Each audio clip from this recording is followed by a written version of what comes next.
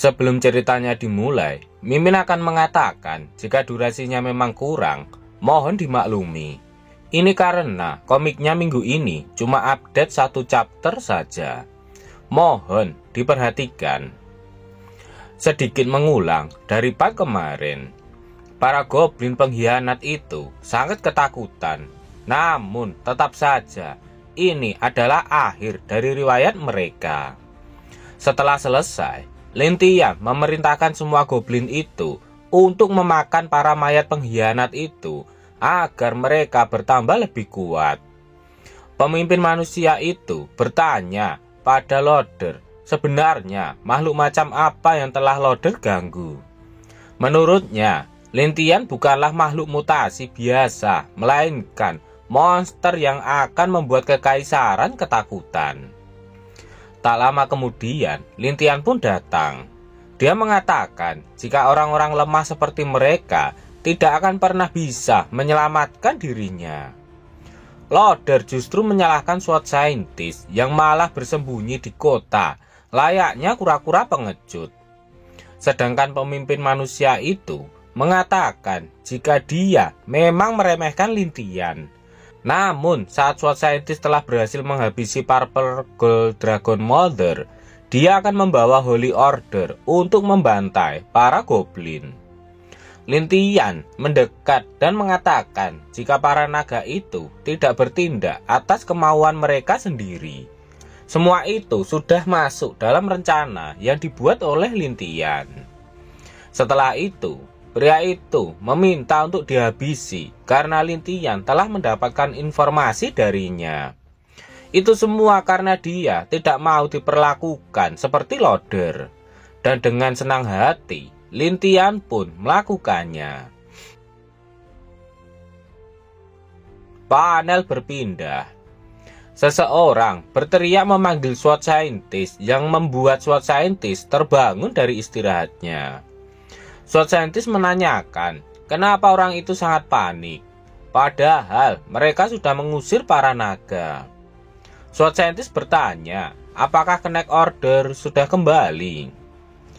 Orang itu membenarkannya, tapi Silverblade Knight Order telah dihabisi dan hanya ada 1 orang yang telah berhasil kembali. Hah? Apa? Teriak SWOT Scientist yang terkejut. Setelah itu, SWOT Scientist datang melihat salah satu anggota Silverblade Knight Order yang selamat. Seorang perawat mengatakan jika lukanya terlalu dalam, bahkan potion penyembuh tidak akan mempan untuk memulihkan dia. Melihat kondisi orang itu, SWOT Scientist bertanya-tanya, kenapa kondisinya bisa sampai separah itu? Jika kondisinya saja bisa sampai seperti itu, bagaimana dengan prajurit yang lainnya? Dengan sisa-sisa kekuatannya, prajurit itu mencoba menjelaskan kepada SWOT Scientist. Dia mengatakan jika mereka telah menemukan kelompok yang berisikan goblin hero class. Prajurit itu juga meminta tolong kepada SWOT Scientist untuk menyelamatkan kapten dan anggota yang lainnya. Selain itu, prajurit itu juga berpesan kepada SWOT Scientist agar dia berhati-hati karena para goblin itu sangatlah aneh. Dan kata-kata itu menjadi pesan terakhirnya sebelum dia menghembuskan nafas terakhirnya. Perawat itu langsung mendekat dan mencoba menyuruh prajurit itu agar dia bisa bertahan.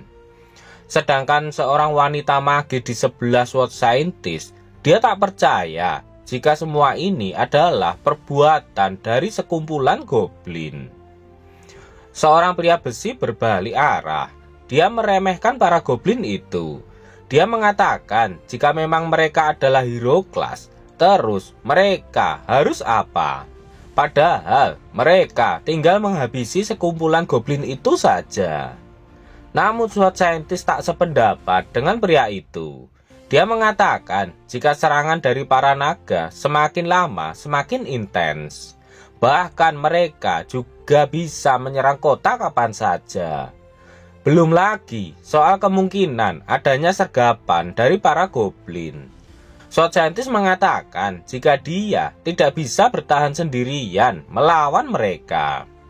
Kemudian Sword Scientist memerintahkan pria itu untuk cepat mengirim orang untuk meminta bala bantuan. Dia memerintahkan untuk mengamankan kota Brick. Dan saat waktunya tiba, Sword Scientist berjanji akan menghabisi semua goblin beserta sang Purple Gold Dragon Mother. Namun pria itu tetap mengkhawatirkan para anggota dan kapten dari Silverblade Neck Order yang disandera oleh para goblin. Wanita mage pun menanyakan apakah pria itu yakin jika saat ini para anggota Silverblade Neck Order masih hidup.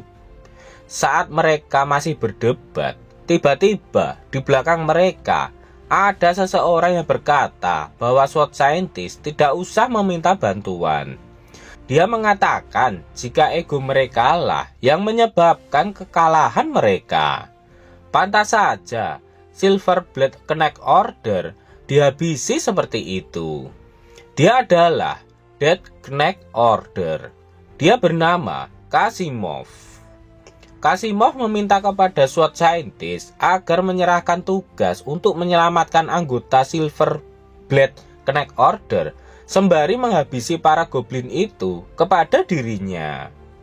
Sebelum mengambil keputusan, Sword Scientist sebelumnya menanyakan apakah Kasimov yakin akan melakukannya sendirian, sedangkan satu tim Neck Order saja dihabisi semuanya. Dengan sombongnya, Kasimov mengatakan walaupun dia seperti itu, namun dia dulu bisa melawan 4 Titan Warrior sekaligus, dan sekarang dia hanya akan melawan sekumpulan para goblin. Jika sekumpulan goblin hero kelas itu maju secara bersamaan, itu tidak akan cukup untuk menghabisi dirinya.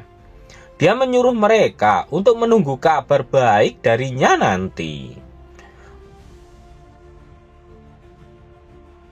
Panel berpindah di camp suku Skyward. Di sana terlihat Lintian sedang berdiri sendiri memandangi layar sistemnya.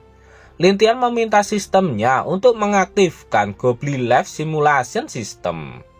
Dan akhirnya Goblin Simulation System pun diaktifkan. Skenario saat ini bertahan melawan manusia. Anda memimpin para Greater Goblin dan berhasil bekerja sama dengan Dragon Mother yang menghasilkan beberapa hero class. Anda berhasil membasmi semua pengkhianat dan memperkuat kedudukan Anda yang menyebabkan baik Goblin maupun Elf semakin patuh terhadap Anda. Tapi kebahagiaan ini cuma sementara. Atas perintah Agung Kasimov yang dijuluki sebagai Sang Reaper, dia menyusup ke suku Anda di malam hari. Dia akan membantai banyak goblin di sini. Meski Anda berhasil mengalahkannya, kerusakan di suku Anda sangat parah. Setelah membaca simulasi itu, Lintian berpikir bahwa manusia itu berani datang sendirian untuk menyergap mereka. Menurutnya, itu adalah perbuatan yang sangat bodoh. Tapi Lintian bertanya-tanya, apakah benar orang ini bisa merusak sukunya sampai seperti yang dikatakan oleh sistem. Kemudian Lintian melihat pilihan yang dikeluarkan oleh sistem. Yang pertama adalah memindahkan sukunya untuk menghindari perburuannya. Dan yang kedua adalah menghadapi serangan malam hari dari Kasimov. Dan yang terakhir, yang ketiga adalah bergerak terlebih dahulu untuk menangkap lalu menghabisi Kasimov. Lintian lebih tertarik dengan pilihan ketiga. Menurutnya, menunggu dia datang ke sini itu merupakan tindakan yang bodoh. Lintian pun berpikir jika dia akan menyerangnya terlebih dahulu. Dengan begitu, dia berharap kerusakannya bisa dikurangi seminimal mungkin. Setelah memilih pilihan ketiga, sistem menyimpulkan bahwa pertarung melawan Kasimov dalam duel hidup dan mati Sistem mendoakan semoga para dewa memberkati Lintian. Skor yang diperoleh adalah 20 dari 100. Hadiahnya adalah life point dikalikan 20. Dan live simulation pun selesai. Waktu yang telah berlalu adalah 3 hari. Lintian menduga kalau orang itu cukup kuat. Jadi dia akan mempelajarinya lebih dulu sebelum melawannya. Beberapa saat kemudian, di tengah-tengah suku Skyward, terdengar suara orang yang tertawa keras. Dia senang bahwa Kasimov akan datang ke sana. Ternyata yang tertawa senang itu adalah Loder. Dia sangat senang karena akhirnya orang yang kuat telah tiba di sana. Dia mengatakan jika sebentar lagi Lintian yang saat ini ada di hadapannya akan mati. Loder juga memberitahukan bahwa sebelumnya Kasimov sudah menghabisi Titan Warrior dengan tangan kosong. Namun Lintian tak takut. Dia masih terlihat tenang. Lintian mengatakan jika Loder sangat percaya kepada orang itu. Karena Lintian tak tahu tentang Titan Warrior, dia pun bertanya kepada Loder apakah yang dimaksud dengan Titan Warrior itu. Loder pun menjelaskan jika mereka adalah prajurit elit yang diperkuat dengan gen Titan dan mereka bisa menghabisi monster berlevel tinggi. Loder tertawa bahagia. Lagi-lagi dia mengatakan jika ini adalah akhir riwayat dari Lintian dan semua goblin di sana akan segera dihabisi olehnya. Lintian pun hanya mengatakan jika Kasimov itu lumayan hebat karena berhasil mengalahkan Titan Warrior. Dan Loder mengancam Lintian jika mereka nanti akan dihabisi oleh Kasimov. Walaupun terlihat santai, namun Lintian tetap tidak meremehkan Kasimov. Dia berpikir untuk bermain aman saja. Jadi dia akan mengirim beberapa orang untuk menguji kemampuan Kasimov. Panel berpindah. Terlihat Kasimov sedang menunggangi seekor kuda. Dia berpikir jika Demonized Forest ini sangatlah tenang dan kosong. Bahkan tidak ada monster yang muncul. Dan ini sangatlah aneh untuk tempat yang seharusnya dihuni oleh banyak monster.